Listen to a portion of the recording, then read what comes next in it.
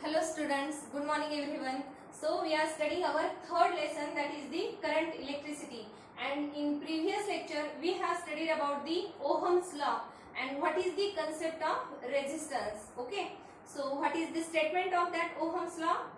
The statement is like this: if the physical state of a conductor remains constant, then the current flowing through the conductor is directly proportional to the potential difference applied across the two ends of that conductor. Okay, so that is the Ohm's law. Also we have studied the formula according to that Ohm's law. Okay, and now in today's lecture we have to study a new concept, that is the resistivity, that is also called as the specific resistance of that material. Okay, another name, that is specific resistance,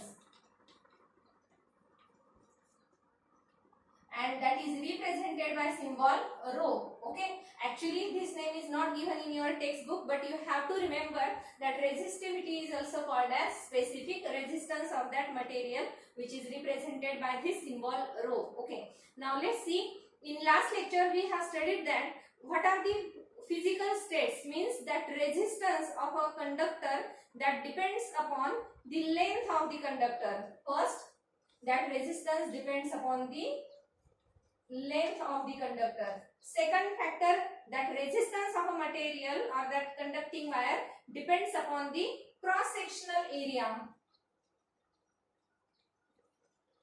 Cross-sectional area. Now the third quantity, that resistance is depends upon the material that we used. And last, that resistance depends upon the temperature of that material. Okay, so these are the four factors on which that resistance of that conducting wire depends. So out of that we have to keep this temperature constant, means at a given temperature, we can say at a given temperature means we have to keep that temperature constant, and if that temperature of that conducting wire remains constant, then that resistance is directly proportional to the length of that wire, conducting wire. Okay, this is the first concept that you have to remember, that resistance of a conducting wire is directly proportional to the length. It means if we increase the length of wire, then its resistance also increases. Okay, then after that, how it depends upon this cross sectional area, that is capital A. Okay, so that resistance is inversely proportional to that cross sectional area. Okay, what is the second concept?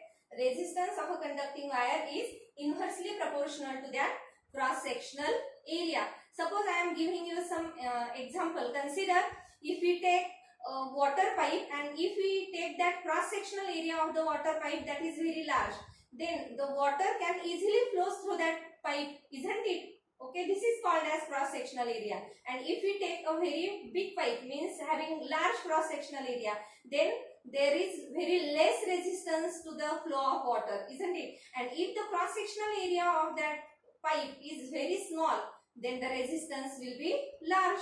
Okay, same here. In that case, what is that? The resistance of the conducting wire is inversely proportional to the cross sectional area. It means as the cross sectional area increases, the resistance goes on decreasing. So they are inversely proportional to cross sectional area. And the third factor, that material. So that material means resistance also depends upon material, but material is not a measuring quantity. Okay, so we can say that resistance was directly proportional to length and inversely proportional to cross sectional area. And by considering these two factors, if we add these two, then what we get? That resistance is directly proportional to length and inversely to cross sectional area. And suppose if we have to put some means if we have to replace this directly proportional to sign by equal to sign, then we have to put some constant here, and that constant of proportionality, that is rho. So you can write here L upon A as it is. R is equal to rho L upon A. Okay, what is that rho? Rho is called as the constant of proportionality, and that is also called as the resistivity or specific resistance of that material. Okay, so this rho, that is the constant of proportionality. Now which formula then we get? R is equal to rho L upon A. So by using this formula we can obtain the formula for that resistivity. So how to get that formula for resistivity? Bring this A on this side, left hand side, so it is multiplied to R. So you get RA divided by this L. When we bring on this side, then it is divided. So we get RA upon L. It means we get, this is the formula for resistivity or specific resistance. And now in this formula, if we have to obtain the units of that resistivity, okay, if we have to obtain the units of that resistivity, let us substitute the unit of all these three quantities, then which we get. So what is the unit of resistance? That we know, ohm. What is the unit of cross sectional area? That is meter square. And what is the unit of length? That is meter. We have written here all the SI units. Okay, now this 1 meter will get cancelled, and we get the unit of resistivity, that is ohm meter. Okay, so this is the unit of resistivity or specific resistance. And I hope you understood how to get this formula. What we said, that the first resistance is directly proportional to length and inversely proportional to cross sectional area, and if we combine these two equations, then we get such a formula. And if we replace this sign by equal to sign, then we have to put some constant, and that constant is called as resistivity. Okay, now after that, this resistivity, it depends upon what?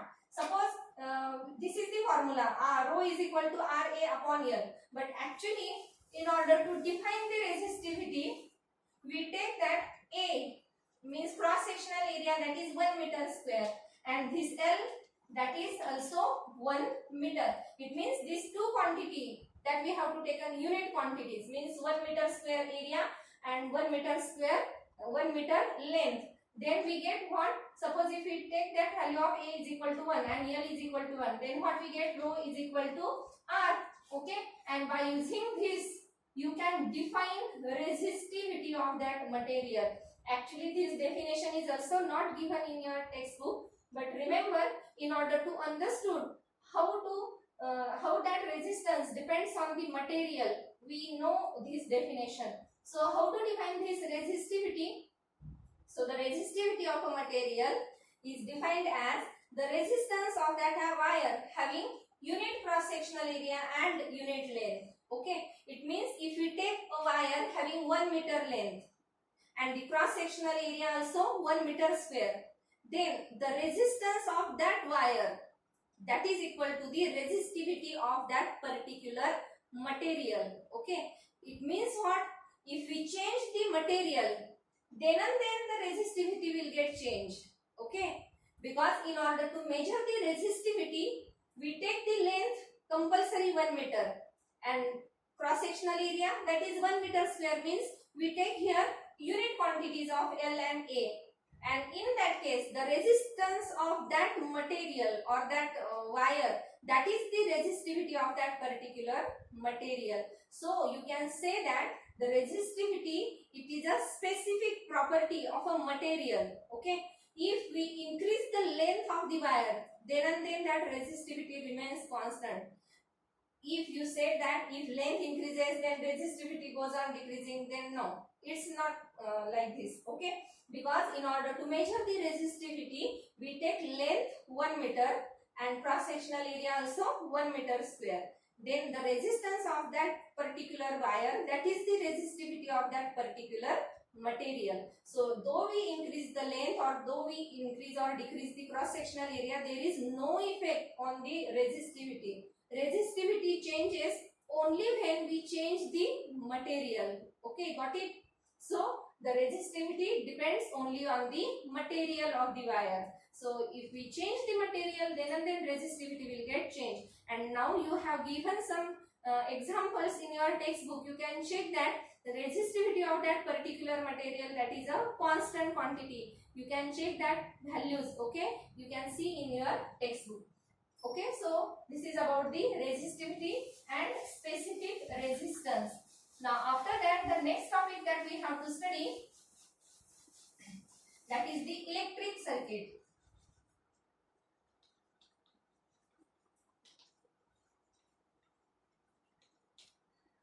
what do you mean by that? Electric circuit. Okay, suppose if we have to draw an electric circuit, then it shows the direction of flow of current, okay, through that conducting wires which are connected across the cells. Suppose if we take, this is an electric cell, and to this electric cell we connect this conducting wire. These are the conducting wires, okay, these are the conducting wires. This is the electric cell. This is the positive terminal and this is the negative terminal of that electric cell. And across that cell, if we connect this resistor, this is the resistor. Okay.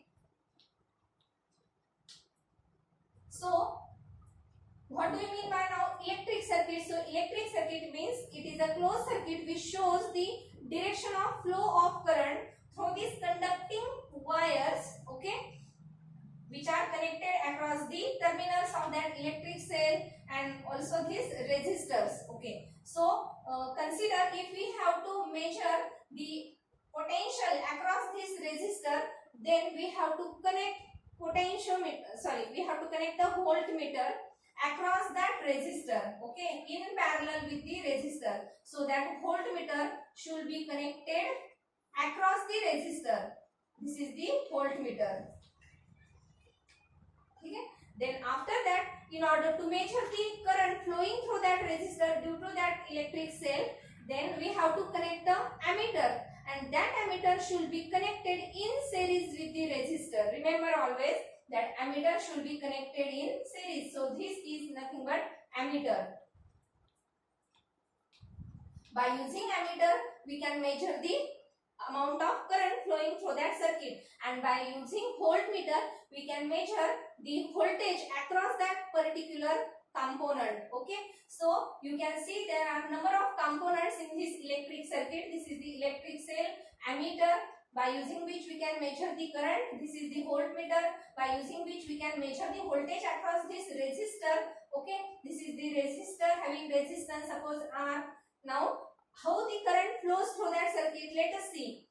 Now always remember the current always flowing from positive terminal to negative terminal of a cell. So the current direction of flow of current is like this. The current flows through this like this. Now here the current, some amount of current is flowing through that resistor and the current is also flowing through that voltmeter like this, and then they are added to each other like this. So this is the direction of flow of current, and we draw here an electric circuit, closed electric circuit. Okay, so here we can see number of components and what are the uses of all these components. Okay, so that is called as an electric circuit. Okay, so now let us stop here. Thank you and have a nice day.